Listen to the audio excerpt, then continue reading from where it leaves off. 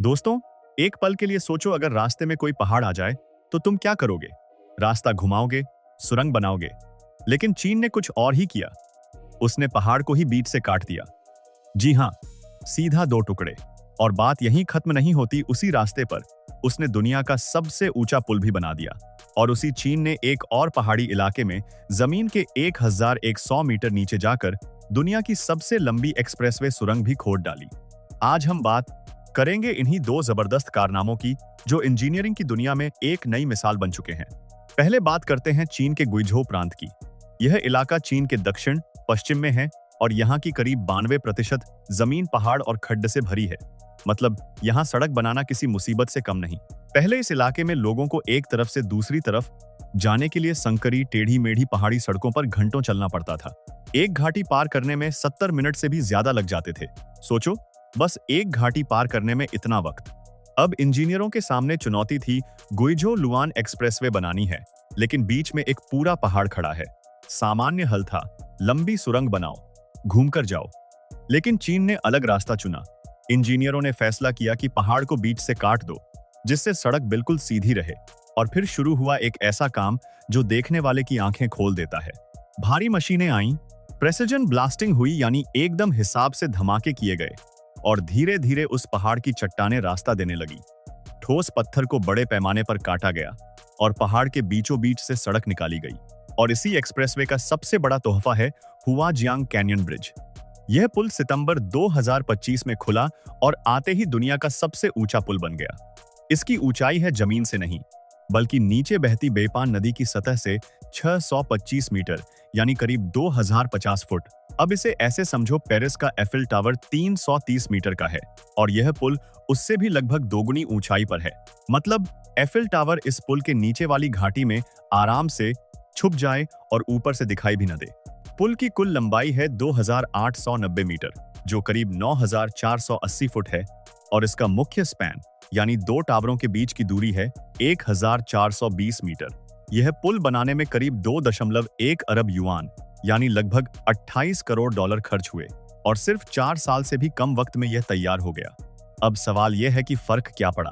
पहले उस घाटी को पार करने में लोगों को 1 से 2 घंटे लगते थे, खड्ड के किनारे किनारे टेढ़े रास्तों पर। अब इस पुल पर वही सफर पूरा होता है सिर्फ 90 सेकंड में। 90 सेकंड। जो रास्ता पहले घंटों का था, वो अब 1.5 मिनट का हो गया।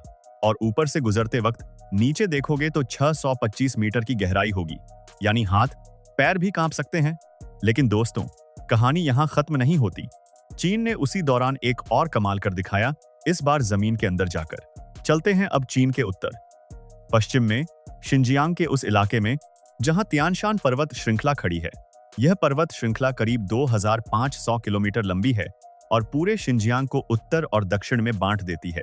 पहले उरुमकी से कोरला जाना हो, जो उत्तरी और दक्षिणी शिनजियांग के 2 बड़े शहर हैं, तो 500 किलोमीटर से ज्यादा का यह सफर 7-8 घंटे लेता था। रास्ता था खतरनाक पहाड़ी सड़कों का, जो 4000 मीटर से भी ज्यादा ऊंचाई तक जाती थीं। सर्दियों में तो ये सड़कें बंद हो जाती थीं। इस समस्या को हल करने के लिए बनी तियानशान शैंगली सुरंग, जो दिसंबर 2025 में खुली और आते ही दुनिया की सबसे लंबी एक्सप्रेसवे सुरंग का रिकॉर्ड बना गई। इसकी लंबाई है 22.13 किलोमीटर और ये गसात 111 उरुमकी यूली एक्सप्रेसवे का सबसे अहम हिस्सा है। सुरंग के सबसे गहरे हिस्से में ऊपर पहाड़ की छत 1112 मीटर मोटी है, यानी सुरंग में खड़े हो तो सिर के ऊपर 1 किलोमीटर से ज्यादा पहाड़ है। इसे बनाना इतना आसान नहीं था। निर्माण 2020 में शुरू हुआ और 52 महीने बाद दिसंबर 2024 में खुदाई पूरी हुई। इस दौरान इंजीनियरों को 16 भूगर्भीय फॉल्ट जोन, यानी टूटी हुई जमीन की परतों से गुजरना पड़ा। ठंड -42 डिग्री सेल्सियस तक गिरती थी। ऊंचाई और ऑक्सीजन की कमी अलग चुनौती थी और जमीन का दबाव इतना था कि पत्थर खुद ब खुद दरकने लगते थे। इस काम को तेज करने के लिए चीन ने अपनी खास TBM मशीनें बनाई, यानी टनल बोरिंग मशीनें, जो जमीन को खोदती हुई आगे बढ़ती हैं। तियानशान और शैंगली नाम की इन मशीनों का व्यास था 8.43 मीटर, लंबाई 282 मीटर और वजन करीब 2000 टन। ये मशीनें सुरंग के बीच में एक सर्विस टनल से काम करती थीं, जिससे मुख्य सुरंग को कई हिस्सों में बांटकर एक साथ खोदा जा सका। इस तकनीक की वजह से जो काम सामान्यतः 10 साल में होता, वो 4 साल से कुछ ज्यादा वक्त में हो गया। नतीजा, उरुमकी से कोरला का सफर जो पहले 7-8 घंटे का था, वो अब करीब 3 घंटे का हो गया। और सबसे खतरनाक पहाड़ी हिस्सा जो घंटों लेता था, अब सिर्फ 20 मिनट में पार हो जाता है। स्थानीय लोग बताते हैं कि पहले उनके माँ बाप के जमाने में पशुपालक लोग मौसम के हिसाब से मवेशियों को पैदल ही पहाड़ के आर पार ले जाते थे, जिसमें कई दिन लगते थे। अब वही काम घंटों में हो जाता है। तो दोस्तों सोचो, एक तरफ पहाड़ को बीच से काटकर सड़क बनाई गई, दूसरी तरफ पहाड़ के 1 किलोमीटर नीचे से सुरंग निकाली गई, और दोनों ही जगह नतीजा वही निकला जो इंजीनियरिंग का असली मकसद होता है, लोगों की जिंदगी आसान करना। जो सफर पहले घंटों का खतरनाक अनुभव था, वो अब मिनटों की आरामदेह यात्रा बन गया। चीन की इन परियोजनाओं से एक सीख यह भी मिलती है कि जब इरादा पक्का हो और इंजीनियरिंग का ज्ञान सही हो, तो पहाड़ भी रास्ता दे देते हैं। आज दुनिया भर के इंजीनियर इन प्रोजेक्ट्स को देख रहे हैं, समझ रहे हैं और सीख रहे हैं, क्योंकि यह सिर्फ एक सड़क नहीं है, यह भविष्य का रास्ता है। अगर यह वीडियो आपको अच्छी लगी तो चैनल को अभी सब्सक्राइब करो और बेल आइकन दबाना मत भूलो, ताकि हर नई वीडियो सबसे पहले आप तक पहुंचे। नीचे कमेंट में बताओ, क्या आपको लगता है भारत भी एक दिन ऐसी इंजीनियरिंग करेगा? अपनी राय जरूर लिखो। वीडियो को अपने दोस्तों के साथ शेयर करो जो इंजीनियरिंग और टेक्नोलॉजी में इंटरेस्ट रखते हैं।